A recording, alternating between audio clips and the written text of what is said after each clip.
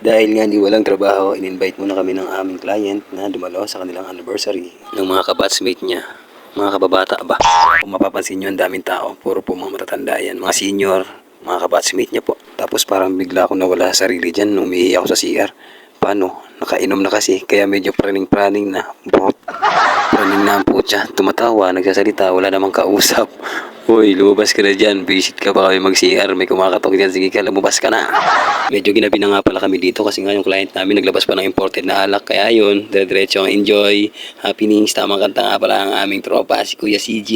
Wow. Medyo maingay na rin dito sa inuman namin kasi yung iba mga nakainom na. Kaya medyo maligalig na. Pero okay lang din naman, wala rin namang gulo. Puro kwentuhan lang, tawanan lang. Ay lang mga ginagawa namin. Kasi pag may nag-amok dito, ay talagang titirahin ko talaga. Anong hanap nyo? Kulo! Pero syempre, di natin gagawin ng joke lang yun. Kasi tayo mababait naman. Hindi naman tayo nagkikipaggulo. Hindi tayo naghahanap ng gulo. Kaya kailangan natin maging behave. Ayan mga lods, siguro hanggang dito na lang yung aking video. Maraming salamat nga pala sa mga walang sawang nanonood sa mga video ko. Sana po ay huwag kayong mag-asawa. Pakipollow na rin po ang aking page. Thank you po for watching.